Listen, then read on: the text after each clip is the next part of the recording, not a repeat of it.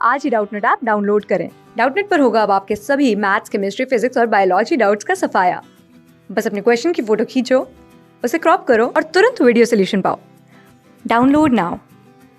In this question we have given in hydrogen spectrum, a hydrogen atom emits a photon of wavelength 1027 angstrom. Its angular momentum changes by। तो हमें क्या बताना था, angular momentum कितने से change करेगा जब कोई भी हाइड्रोजन जो स्पेक्ट्रम है फोटोन को इमिट करेगा जिसकी वेवलेंथ कितनी है 1027 एंगस्ट्रॉम। कोई भी हाइड्रोजन स्पेक्ट्रम मतलब हाइड्रोजन लाइक एटम फोटोन को इमिट कब करता है, जब हायर ऑर्बिट से लोअर ऑर्बिट में जाता है। मान लेता हूँ लोअर ऑर्बिट का मतलब n=1 वाला ये ऑर्बिट है। इलेक्ट्रॉन अभी हमारे पास किसी हायर ऑर्बिट में था, हमें नहीं पता था वो कौन सा ऑर्बिट था। मान लेता हूँ ये nth ऑर्बिट था। इलेक्ट्रॉन यहाँ से जंप करके लोअर ऑर्बिट फर्स्ट ऑर्बिट में जा रहा है n=1 वाले में। तो यहाँ से क्या इमिट करता है, जो इलेक्ट्रॉन होगा वो फोटॉन्स को इमिट कर रहा होगा। जो यहाँ से फोटॉन्स निकल रहे हैं उसकी वेवलेंथ हमें गिवन है लैम्डा। तो अगर फोटॉन होंगे तो उससे कुछ न कुछ एनर्जी होगी। अब यहाँ से आपको पता होगा कि जो हमारे पास फोटोन इमिट हो रहा है, जो इमिटेड फोटोन है उसकी एनर्जी मान लेता हूँ ई है, तो उसकी वैल्यू मैं निकाल सकता हूँ hc/λ से। तो hc/λ करोगे, लैम्डा हमें गिवन है, hc की वैल्यू कितनी आती है, मल्टीप्लाई करोगे तो आता है 12430 डिवाइडेड बाई लैम्डा। ये जो एनर्जी आती है किस में आती है, इलेक्ट्रॉन वोल्ट में।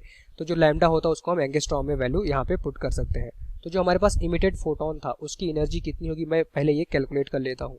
तो यहाँ पे वैल्यू आ जाएगा 12430 डिवाइडेड बाई लैम्डा हमें गिवन है 1027 और ये हमारे पास इलेक्ट्रॉन वोल्ट में एनर्जी आ जाएगी। जब इसको सॉल्व करते हो तो फोटोन की जो एनर्जी है उसकी वैल्यू कितनी आ रही है 12.1 इलेक्ट्रॉन वोल्ट। अब जो हमारे पास फोटोन एनर्जी इमिट करा उसकी वैल्यू कितनी है 12.1 इलेक्ट्रॉन वोल्ट। कोई भी हाइड्रोजन लाइक इलेक्ट्रॉन जब हायर ऑर्बिट से लोअर ऑर्बिट में जाता है फोटॉन्स को इमिट करता है। मान लेता हूँ ये इतनी एनर्जी वो इमिट कर रहा है, मतलब कि ये कौन सा स्टेट रहा होगा, n=3। कैसे रहा होगा इसको मैं ऐसे सोच सकता हूँ। यहाँ पे जब इलेक्ट्रॉन था, किसी भी ऑर्बिट में जब इलेक्ट्रॉन रहता है तो वहाँ पे उसकी जो एनर्जी होती है कितना होता है -13.6 डिवाइडेड बाई n²। ठीक, अच्छा हाइड्रोजन लाइक एटम की बात हो रही है, तो अगर ये n=3 में होता तो यहाँ पे इसकी जो एनर्जी आ जाती थी वो कितना हो जाता, उसको मैं बोल सकता हूँ E3। यहाँ पे आएगा -13.6 डिवाइडेड बाई n की वैल्यू कितने हो जाएगा 3 और 3 का स्क्वायर की तो करोगे आ जाएगा 9। तो 13.6 डिवाइडेड बाई 9 जब ये सॉल्व करोगे तो इसकी वैल्यू आती है -1.51। मतलब ऐसा मैंने मान लिया कि इलेक्ट्रॉन लेट से थर्ड ऑर्बिट में था तो उसकी जो टोटल एनर्जी होगी E3 उसकी वैल्यू कितनी आएगी -1.5 इलेक्ट्रॉन वोल्ट। जब ये ग्राउंड स्टेट में जाएगा n=1 में जाएगा तो वहाँ पे उसकी एनर्जी कितनी हो जाएगी E1, उसकी वैल्यू कितनी आ जाएगी -13.6 डिवाइडेड बाई 1 का स्क्वायर तो 1 ही रहेगा। ये इलेक्ट्रॉन वोल्ट में आ गया। तो जब इलेक्ट्रॉन n=3 से n=1 में जाएगा तो कितना एनर्जी इमिट करेगा, वही एनर्जी का डिफरेंस आएगा। तो एनर्जी का जो डिफरेंस आएगा E कितना हो जाएगा हमारे पास, फाइनल एनर्जी E1 - E2 हो जाएगा।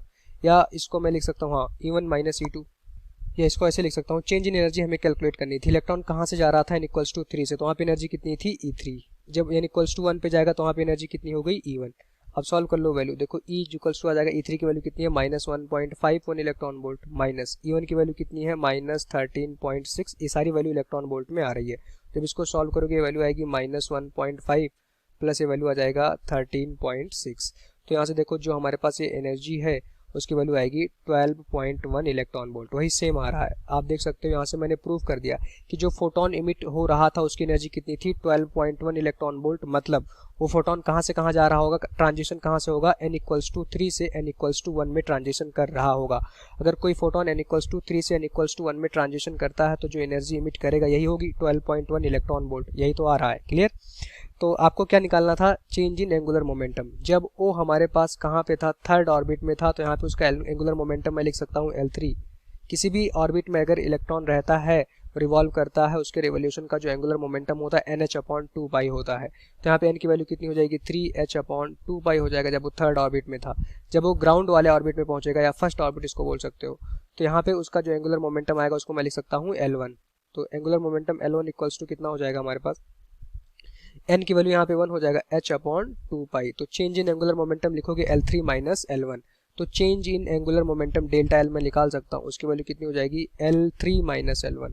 तो आप यहाँ पे सॉल्व कर लेना, L3 - L1, ये एंगुलर मोमेंटम आप वेक्टर साइन लगा सकते हो। तो L3 की वैल्यू कितनी है 3h/2π और L1 की वैल्यू कितनी है h/2π। तो यहाँ से जब सॉल्व करोगे तो वैल्यू कितना आ जाएगा 2h/2π। तो 2 से 2 कैंसिल हो जाएगा, मतलब change in angular momentum delta L उसकी वैल्यू कितनी आ जाएगी h/π। ये हमारा इस क्वेश्चन का आंसर हो जाएगा। तो चेंज इन एंगुलर मोमेंटम क्या आ गया, h अपॉन पाई। यहाँ पे चेक कर सकते हो ऑप्शन 1 में आ रहा है, मतलब option 1 is the right answer. Thank you. Class 6 से 12 से लेके नीट, IIT, जेई मेंस और एडवांस के लेवल तक 10 मिलियन से ज्यादा स्टूडेंट्स का भरोसा। आज ही डाउनलोड करें डाउटनेट ऐप या व्हाट्सएप कीजिए अपने डाउट्स 8400 400 400 पर।